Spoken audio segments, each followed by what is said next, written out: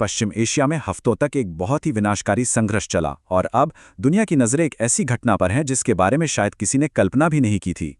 दो सबसे बड़े दुश्मन अमेरिका और ईरान एक बेहद नाजुक युद्ध विराम के बीच आमने सामने बैठे हैं। महीनों का तनाव, सैन्य हमले और ग्लोबल बाजारों में उथल-पुथल। इन सब के बाद अब सबसे बड़ा सवाल यही है कि क्या डिप्लोमेसी युद्ध पर जीत हासिल कर पाएगी? क्या एक बहुत बड़े और विनाशकारी युद्ध को टाला जा सकता है? चलिए इस पूरी स्थिति को जरा समझते हैं। ठीक है, तो चलिए इसमें थोड़ा और गहराई से चलते हैं। इस सारे एक्शन का सेंटर है इस्लामाबाद, पाकिस्तान, जहां इतिहास में बहुत कम होने वाली एक सीधी बातचीत हो रही है जिसने पूरी दुनिया का ध्यान अपनी तरफ खींच लिया है। अब देखिए, इस बातचीत को जो चीज वाकई में इतनी जरूरी बनाती है वो हैं इसमें शामिल लोग। ये कोई छोटी मोटी मीटिंग नहीं है।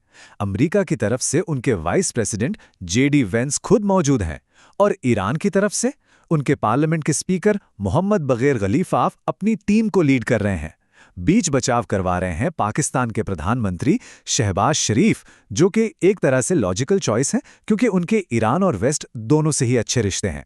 और तो और इस बैठक की गंभीरता का अंदाजा आप इसी बात से लगा लीजिए कि चीन, मिस्र, सऊदी अरब और कतर जैसे बड़े देशों के अधिकारी भी वहां ऑब्जर्वर बनकर बैठे हैं।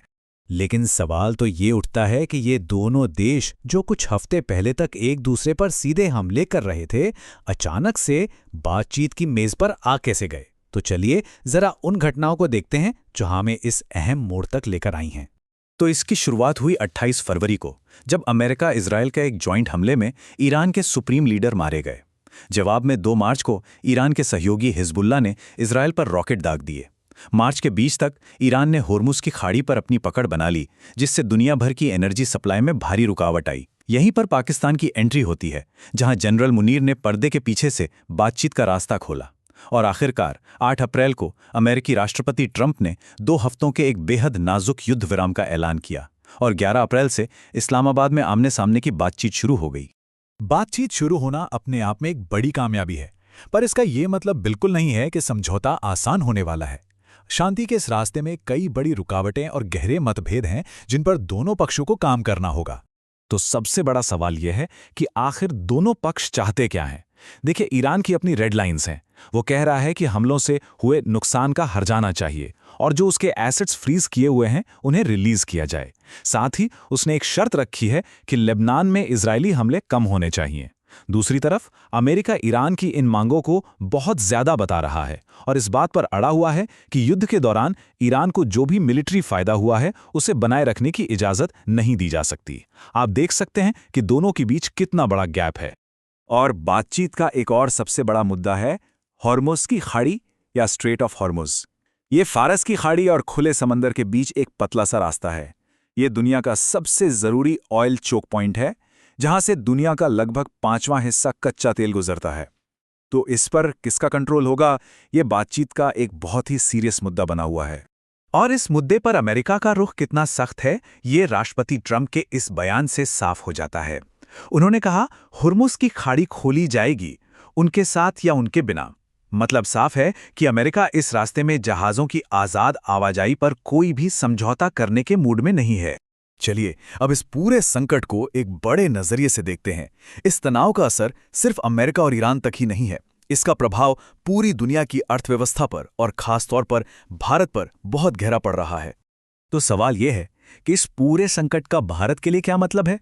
इस जियोपॉलिटिकल उथल-पुथल से भारत सीधे तौर पर कैसे प्रभावित हो रहा है और हमारे लिए क्या दांव पर लगा है? भारत के लिए दांव बहुत ऊंचे हैं।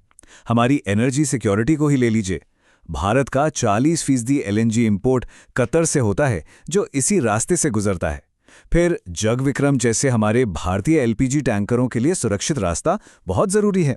इसके अलावा हमारे नागरिकों की सुरक्षा भी एक बड़ी चिंता है। हाल ही में ईरान में फंसे 300 से ज्यादा भारतीय मछुआरों को वापस लाना पड़ा।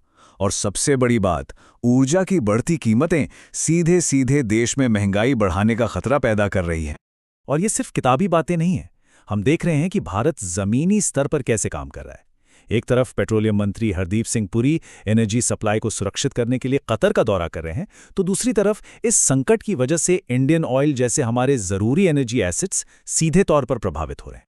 आर्थिक असर की गंभीरता को समझने के लिए जरा इस एक आंकड़े को देखिए। कच्चे तेल की ऊंची कीमतों के कारण डीजल के एक्सपोर्ट पर लगने वाले विंडफॉल टैक्स में हाल ही में 158% की भारी बढ़ोतरी की गई है।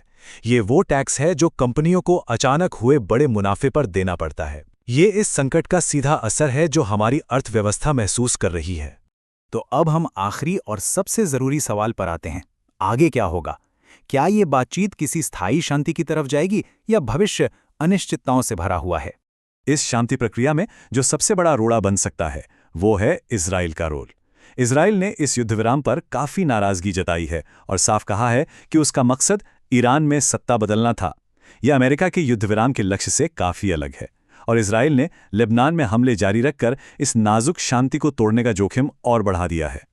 लेबनान का मुद्दा एक फ्लैश पॉइंट बन गया है। ईरान इस बात पर अड़ा है कि युद्धविराम में लेबनान में उसके सहयोगी हिजबुल्लाह को भी शामिल किया जाए। वहीं अमेरिका और ईरान में इस बात पर सहमति नहीं है कि ये समझौता लेबनान पर लागू होता है या नहीं। इस बीच इजराइल ने युद्धविराम के ऐलान के बाद से बैरूत में लगभग 100 ठिकानों पर बमबारी की है, जिससे ईरान को उकसाने और पूरे समझौते को पटरी से उतारने का खतरा पैदा हो गया है।